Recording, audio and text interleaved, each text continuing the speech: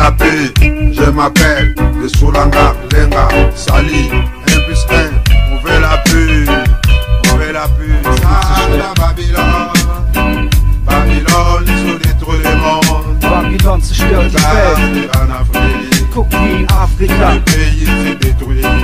jedes Land wird À cause zerstört. de Babylone, Alles wegen à Babylon, cause de Babylone. alles wegen Le Babylon. Congo s'est détruit, Der Kongo wird zerstört, Angola s'est détruit, Angola wird zerstört. Brazzaville est détruit. Ouvrez la paix, ouvrez la paix. Mbote bandeko balandi nyonso balandaka masolo na biso ya solo bandeko kokamwa na ndenge akosakana te. Officier oyo ya solo video na ye circulaki na kati ya magasin na supermarché e azali koyiba nzoka nde ya solo bandeko. Officier nzoka nde azali moyibi te. Yango bandeko biso na masolo na biso André Kakongo Alenga TV bandeko mpona kopublie eloko to kolobela eloko toyebaka koverifie nanu likambo eloko nini esalami to eloko nini eleki. Bato mingi bazali kopublie biloko na réseaux sociaux, bazali kopublie bipibilia bandeko ezali malamu te. Ya solo bandeko botala nzoka nde officier ayibaki te, boyoka ye moko ndenge azali kobeta mbela na likambo oyo ndenge ekomelaki ye na kati ya supermarché wana. Bandeko akotaki na supermarché pote ya solo bandeko asomba biloko na ye ndenge amesana. Kasi ya solo bandeko lokola vitesse ya bakongole na réseaux sociaux ekoma lokola ya koloka, bandeko bahumilie officier na biso ya soda ya piko. Bandeko zali mawa pe pasi na motema tolanda officier ye moko ndenge azali koloba azali na images qui ont été circulées sur les réseaux sociaux, des images qui sont en train de saper la personnalité d'un officier supérieur de la police. On ne peut pas accepter. Ça c'est un. Deux, le marché en question, c'est un marché qui est ici à Kodouizi, là où je m'en vais chaque jour payer quelque chose de pain, chaque jour. Voire même j'ai la carte dont à plusieurs reprises nous payons les produits. Peut arriver à payer quelque chose là-bas, on vous dit il y a peut-être 70 $ ou 50 $. Alors hier à 11 h, je suis passé là-bas pour payer les pains et autre chose. Donc je me suis trompé, le beurre est tombé par terre avec la clé de contact.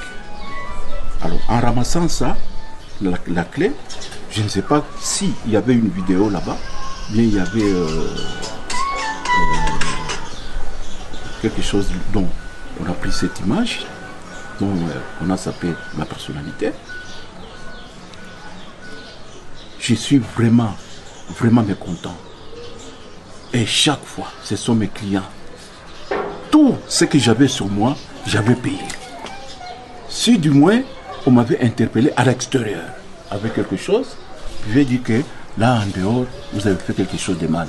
Mais c'était devant le comptoir, dont j'ai payé la facture. Mais la facture, je ne la garde pas, vous voyez, le pain et des choses comme ça, de rien du tout. On déchire la facture par les gardes qui sont à la porte. Alors, ça me fait étonner de voir une circulation comme celle-ci. Voilà un peu la situation qui s'est passée hier à 11 h. Le coordonnateur m'a très bien reçu. J'ai déposé ma plainte comme il faut, dans de bonnes et dues formes. Il n'y a pas eu. D'accord? Je suis venu à la CDH me plaindre contre le marché, le SK, qui est sur l'avenue Laurent Désiré Kabila, pour avoir sapé mon honneur, ma dignité, pour quelque chose de beurre, dont chaque jour je paye beaucoup de produits là-bas à manger. Ce sont mes grands. Moi, je suis un grand client de là, jusqu'à ce que je vous ai montré la carte VIP ici, qui est de cette alimentation. Voilà. Ya solo bandeko na bandi tolandi ndenge officier oti koloba bandeko ezali pasi pe mawa. boyebeke ya solo biso bacongolais eloko nyonso tozali kopublie yango olie ke toverifie toyeba nanu eske likambo wana elekaki ndenge nini kota na contact toyeba me kasi ya solo bandeko toyeba réseaux sociaux kosalela yango likambo tozali koloba yango mbala na mbala kasi ya solo bandeko ezali mpasi mingi bazali kosala mosala oyo kaka po azwa bavie po asala soki ndenge nini tozali koyeba te kasi ya solo bandeko toyeba koinforme bandeko na biso oyo bazali na ntango te mpe na oyo balandaka biso bacomprendre ke ya solo tozali kosala mosala ya kitoko. Merci mingi vraiment na papa na biso officier na ndenge yo moko oye koexplike likambo na yo pamba te biso nyonso tozoki bavideo yango kasi tolingaki kopublie yango nanu boye te mpo na respect ya mapinga na biso et surtout mpo na respect ya mutu oyo yo oyebi te bandeko okopublie kaka bipublie ya bandeko ezali malamu te. Tala bandeko na ngai makambo ekomeli officier na biso bandeko ete ya pe biso bato tolobaka na réseaux sociaux pe bato topartageaka babiloko ntango ekomelaka biso soki eloko ekomeli yo tozwaka biloko ebele na baportable na biso soki ekomeli yo bandeko verifie nanu avant opublie eloko wana kasi soki yo verifie te opublie kaka obandi kosala baémission mpo na likambo yango bandeko tala esika ezali mabe.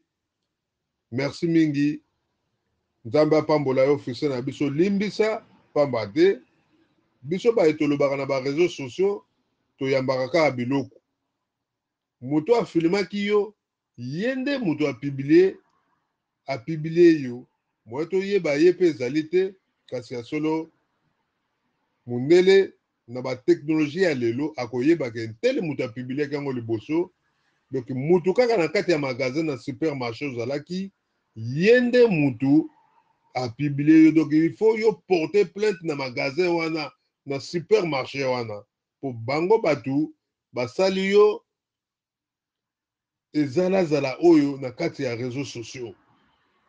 Merci mingi nzamba pambola yo na libota na yo. Abonnez-vous toujours na Congo Alenga TV.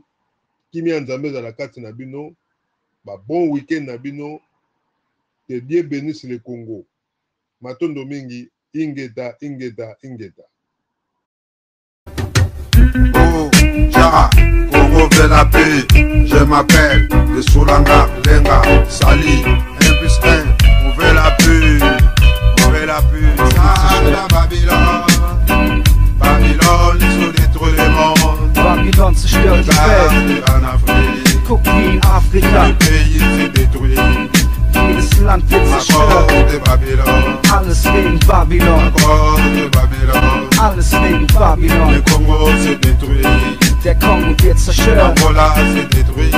Angola wird zerstört. Brazzaville est détruit. On veut la paix,